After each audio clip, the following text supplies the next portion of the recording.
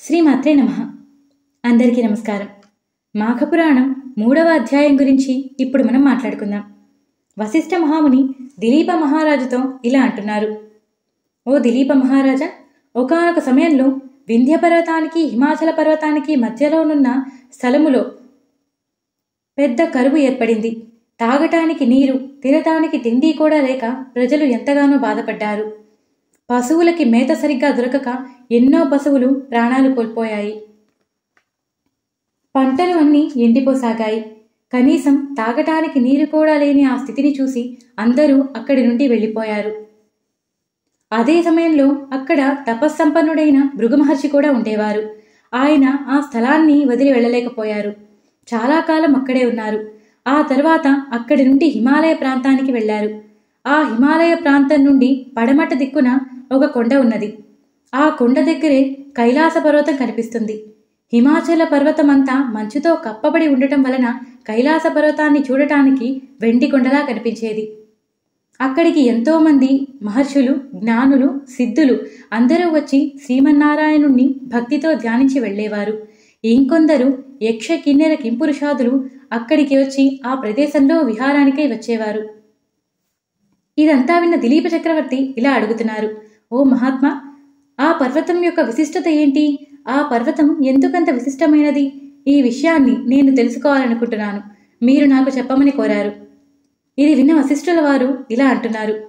ఓ రాజా, విషయ జ్ఞానాన్ని సంపాదించాలనే నీ కుతూహలం నాకు ఎంతో నచ్చింది. నువ్వు అడిగినట్టుగానే చెబుతాను, విను. వింత వింత మృగాలు అక్కడ నివసిస్తుంటాయి.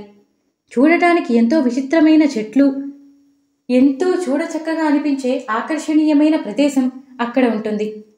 ఆ పర్వతము 30 యోజనాల పొడవు, 10 యోజనాల విస్తీర్ణంలో ఉంటుంది. ప్రకృతి సౌందర్యమంతా అక్కడే ఉందా అనేటట్టుగా అనిపిస్తుంది. భృగు మహర్షి అక్కడికి వచ్చి ఆ పర్వతం దగ్గర కూర్చుని తపస్సు చేసుకోవడం ఆరంభించారు. ఆయనకు ఆ స్థలం ఎంతో చక్కగా అనిపించింది. ఆయన అక్కడే కూర్చొని తపస్సు చేసుకుంటూ ఉండేవారు. ఇలా ఉండగా ఒకరోజు గంధర్వుడు భార్యా సమేతుడై ఆ పర్వతం మీద నుంచి విహరిస్తూ ఉన్నారు.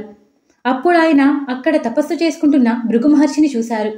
మహర్షిని చూసిన వెంటనే ఆయన భూమి మీదకి వచ్చి మహర్షితో ఇలా అంటున్నారు. ఓ మహాత్మా, తమరు ఎంతో తపశ్శక్తి సంపన్నులు. మీరు అన్ని విషయాలు తెలిసినవారు. దయచేసి నాకున్న ఈ కష్టాన్ని తొలగించండి అని కోరారు. ఇది విన్న భృగు మహర్షి, గంధర్వ, నీకొచ్చిన కష్టమేంటి? నీవెందుకు ఇంత బాధపడుతున్నావు? నీ బాధ ఏంటో నాకు చెప్పు అని అన్నారు. గంధర్వుడు, ఓ భృగు మహర్షి, నాకు వచ్చిన కష్టం గురించి నేను ఏమని విన్నవించను? నా పూర్వజన్మ పాపము వలన నేను ఇలాంటి బాధలను అనుభవిస్తున్నాను. నేను గంధర్వుడినైనా సరే నన్ను నా వాళ్ళందరూ వదిలివేశారు. ఎందుకంటే నా ఈ పులి మొహమే వాటన్నిటికీ కారణం. చూడటానికి అందమైన శరీరము ఉన్న మొహము మాత్రం పులిది వచ్చింది. దానివల్ల నన్ను చూస్తేనే అందరూ భయపడతారు. నా అయిన వాళ్ళందరూ కూడా నన్ను ఇందుకే దూరం పెడతారు. ఈమె నా భార్య. రూపములోనూ గుణములోనూ అత్యంత గుణవంతురాలు, మహాసాధ్వి. నేను ఇలా ఉన్నా సరే తను నా నుంచి దూరం కాకుండా నాతోనే ఉన్నది. నన్ను ఈ పులిమొహం నుంచి ముక్తిని కలిగించే మార్గం ఏదైనా ఉంటే ఉపదేశించమని కోరారు. అది విన్న భృగు మహర్షి, ఓ గంధర్వరాజా, నీవు చాలా దురదృష్టవంతుడవు. నీకు ఈ విషయం తెలియదా? ఇది మాఘమాసం, ఎంతో పవిత్రమైన మాసం. ఈ మాసంలో నదీ స్నానం చేస్తే అన్ని పాపాలు పోవటమే కాకుండా అన్ని పుణ్యాలు కూడా సంపాదించుకోగలుగుతారు. వారి కోరికలన్నీ కూడా తీరుతాయి. శాశ్వత వైకుంఠ సాన్నిధ్యాన్ని కూడా పొందగలుగుతారు. నీవు నీ భార్యతో కలిసి వెళ్ళి మాఘమాసంలో నదీ స్నానాన్ని ఆచరించు.